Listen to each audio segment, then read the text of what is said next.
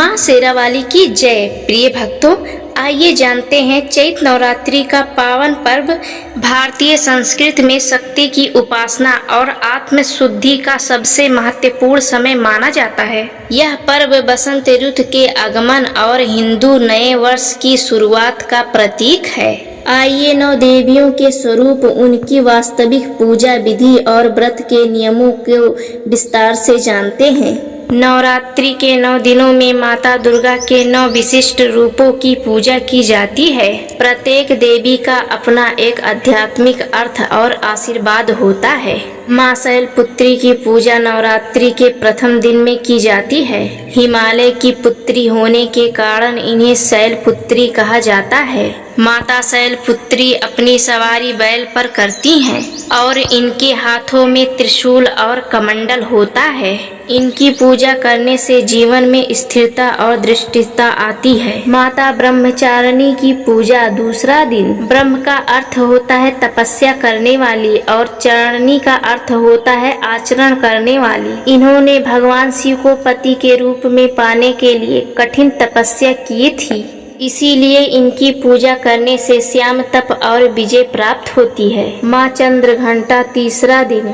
इनके मस्तक पर घंटे के आकार का अर्ध चांद है। इनका स्वरूप स्वर्ण के समान चमकीला है। इनकी आराधना करने से साहस, वीरता और शक्ति की प्राप्ति होती है। माँ कूष्मांडा चौथा दिन। माना जाता है कि इन्होंने अपनी मंद मुस्कान से ब्रह्मांड की रचना की थी।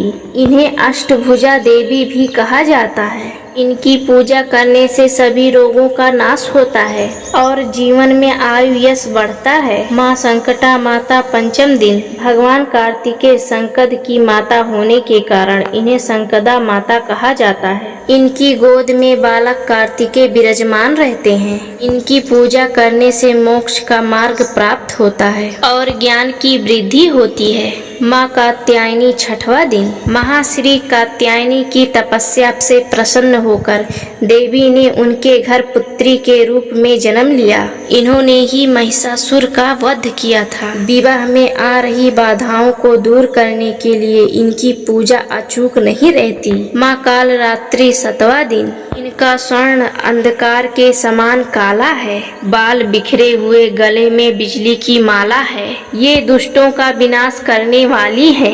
इनकी पूजा करने से भक्तों को शुभ फल मिलते हैं, इसीलिए इन्हें शुभ काली कहा जाता है। माता महागौरी आठवां दिन। कठोर तप के कारण इनका शरीर काला पड़ गया था, जिसे शिव जी ने गंगा जल से धोकर गोर स्वर्ण कर दिया था। माता गौरी श्वेत वस्त्र और आभूषण धारण किए हुए हैं। इनकी पूजा करने से सभी पाप धुल जाते हैं। माँ सिद्धिदात्री नौवां दिन। माता सिद्धिदात्री सभी प्रकार की सिद्धियों को देने वाली हैं। भगवान शिव ने भी इन्हीं की कृपा से सिद्धियों को प्राप्त की थी, जिससे उनका शरीर आधा देवी का हुआ, इसीलिए उनका नाम अर्धनारेश्वर पड़ा।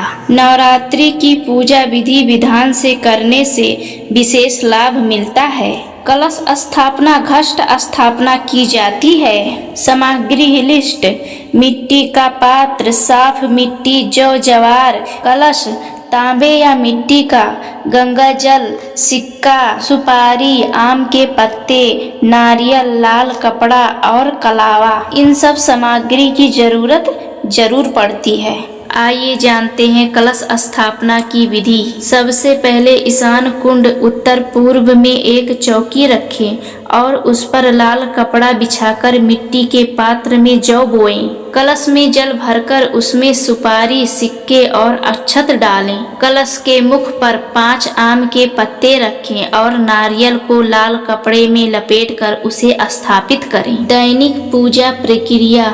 सुबह जल्दी उठकर स्नान करें और साफ सुथरे वस्त्र पहनकर हाथ में गंगा जल लेकर व्रत और पूजा का संकल्प लें। व्रत रखने वाले हर भक्त का इस चैत्र नवरात्रि को माँ दुर्गा सबकी मनोकामना पूरी करें, सब पर अपनी कृपा बरसाती रहें। तो भक्तों, आप सबको यह वीडियो कैसा लगा कमेंट बॉक्स में जरूर बताएं और अपने चैनल श्याम किशोरी को लाइक सब्सक्राइब जरूर करें।